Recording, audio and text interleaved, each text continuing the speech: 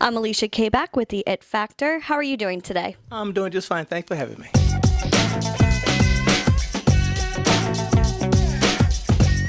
It's such an honor to have you. There are so many people looking to get into sports. Can you tell me a little bit about your background and how you got into it? Oh, wow. Sports. Ooh. I've been in sports pretty much all my life. I grew up in a family that baseball was their way of life. That was our recreation every weekend. I got involved just by, playing catch like most kids do in America and go in high school and college, by the way.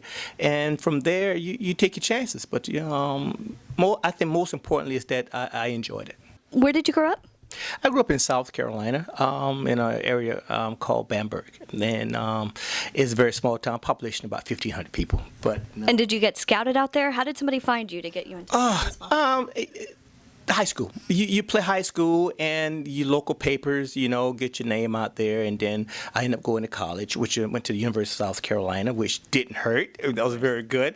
So basically, it's just the exposure of playing the game. Scouts are all over the place, so you don't have to go to a major university to be scouted, and contrary to what people think. You can go to, if your name is on a roster in high school, trust me, the scouts have your name. And were your parents really supportive about you getting into the business, or?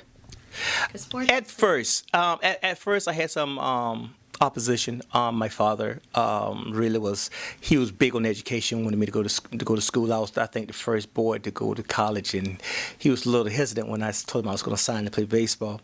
But they were very supportive of baseball. My father's a baseball, and to say it mildly, he was a baseball nut. And he really enjoyed watching the games, so he was just supportive, watched about every high school game.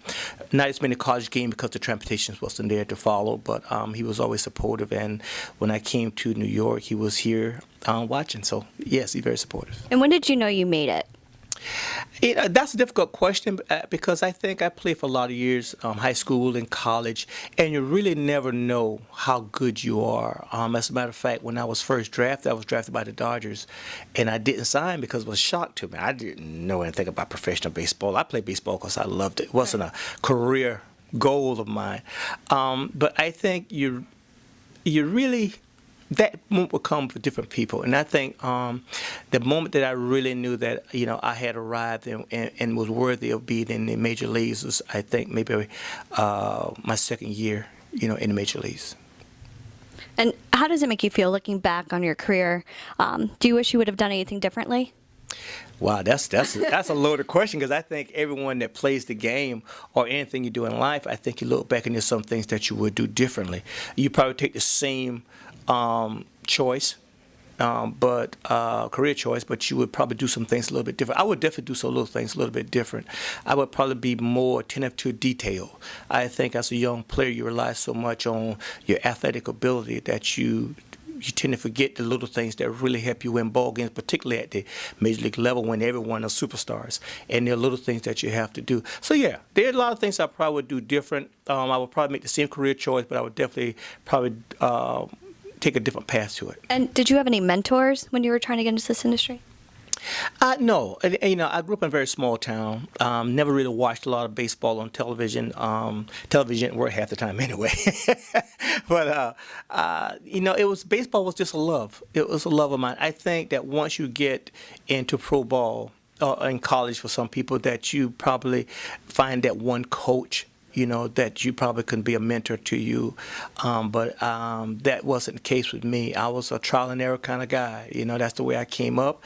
And that's the one thing that I would have changed. But I probably would have been a better ball player. But I think I worked out okay. Now, there are a lot of Met lovers out there. What can you say that would kind of define you? Like one word. Unpredictable. Unpredictable. All right. Well, I'm with the legendary Mookie Wilson. Thank you so much. I just want to give you a big hug. And that was unpredictable.